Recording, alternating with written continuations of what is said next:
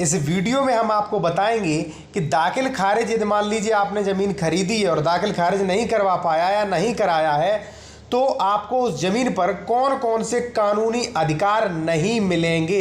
ठीक है, सबसे पहला है वो है बंटवारा नहीं करवा सकते आप।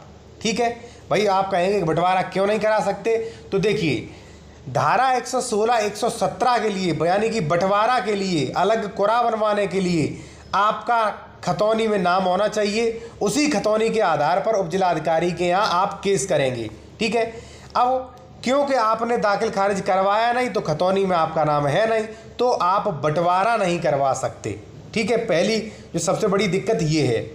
दूसरी है कि मेड़बंदी सीमांकन नहीं करवा सकते। क्यों नहीं करवा सकते, पूरा प्रोसेस। इससे पहले मैं आपसे कहूँगा कि यदि दोस्तों आप कोई भी कानूनी सलाह लेना चाहते हैं ले सकते हैं। कॉन्टैक्ट नंबर वीडियो की डिस्क्रिप्शन में दिया गया है। देखिए, मेड़बंदी भी आप नहीं करवा पाएंगे यदि आपने उस ज़मीन का दाखिल खारिज नहीं करवा पाया। अब मेड़बंदी की ज़रूरत क्यों, तो देखिए यदि मान लीजिए आपको लगता है कि हमने जो ज़मीन खरीदी है वो कम है तो भाई आपको सीमांकन यानी कि नाप तौल सीमांकन कराना पड़ेगा। ठीक है, नहीं करवा सकते। ठीक, क्योंकि मेड़बंदी यानी कि धारा 24 के लिए सीमांकन के लिए आपका खतौनी में नाम होना जरूरी है, क्योंकि खतौनी के आधार पर ही धारा 24 में उपजिलाधिकारी के यहाँ आप केस करेंगे। जब खतौनी नहीं है आपके पास तो धारा 24 का केस भी नहीं कर पाएंगे। अब यानी कि आप अपनी मेड़बंदी नहीं कर सकते, यदि कम है तो कम ही रहिए। ठीक है, आप मेड़बंदी यानी कि सीमांकन नहीं करवा सकते। ठीक है, दूसरी सबसे बड़ी दिक्कत ये आएगी कि यदि मान लीजिए आपने दाखिल खारिज नहीं करवाया तो मेड़बंदी तो आप करवा नहीं सकते। यदि आपके पड़ोस वाले खेत ने अपनी मेड़बंदी कराई, उसे लगता है कि आपके खेत में उसका खेत निकल रहा है, तो लेखपाल उसका खेत जैसे आपके में निकल रहा है तो नाप देंगे आपके में। ठीक है, अब आपका हो गया कम, आपका निकल रहा होगा दूसरे के में, तो आपको भी मेड़बंदी की जरूरत पड़ती है। अब दाखिल खारिज आपने करवाया नहीं, खतौनी आपके पास है नहीं, तो मेड़बंदी होगी नहीं। ठीक है, इससे आपका और भी ज़्यादा नुकसान हो जाएगा।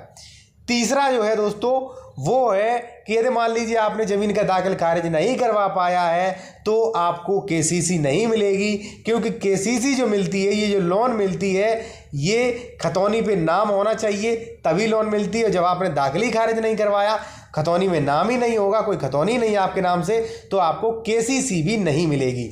तो इतनी सारी तो आपको कानूनी अधिकार नहीं मिलेंगे। ठीक है, यहाँ तक कि आप 143 भी नहीं करवा सकते हो। ठीक है, अब हम एक चीज़ और बताएंगे कि ये तो हो गई भाई कानूनी। दूसरा जो आपको और आपके बच्चों को भविष्य में परेशानियां आने वाली हैं, वो कौन सी परेशानियां आएंगी वो आप जान लीजिए यदि आपने दाखिल खारिज नहीं करवाया है। ठीक है, मान लीजिए आपने ए व्यक्ति से खरीदा था, उसका ए नाम था, आपने दाखिल खारिज नहीं करवा पाया तो खतौनी में अभी ए का नाम ही चल रहा है। ठीक है, रजिस्ट्री आपने करवा ली, मालिक बन गए, कब्जा है, सब कुछ, लेकिन खतौनी में राजस्व रिकॉर्ड में किसका नाम है, सरकार के पास किसका नाम लिखा रखा, ए का, क्योंकि आपने दाखिल खारिज नहीं करवा पाया। ठीक है, तो ए के बच्चे या ए मान लीजिए बेईमान हुआ तो वो ज़मीन बेच सकता है, या ए मर गया तो वो ज़मीन बच्चों के नाम आ जाएगी तो बच्चे उसे बेच सकते हैं। अब बच्चों ने फिर दोबारा रजिस्ट्री कर दी। ठीक है, अब जो दोबारा रजिस्ट्री करेगा वो आपसे भाई वो जाएगा कोर्ट कचहरी, फिर आपको भी कोर्ट कचहरी जाना पड़ेगा। ठीक, तो दोनों लोग कानूनी लड़ाई लड़िएगा, इससे ये भी परेशानी है। ठीक है, इसलिए दाखिल खारिज से कई समस्याएं हैं। और दोस्तों यदि आप कोई भी सलाह लेना चाहते हैं ले सकते हैं, कॉन्टैक्ट नंबर वीडियो की डिस्क्रिप्शन में है। और एक दूसरी बात, यदि आप कोई कमेंट में प्रश्न पूछना चाहते हैं तो हमें इंस्टाग्राम पर फॉलो करें, वहाँ पर कमेंट करें। धन्यवाद।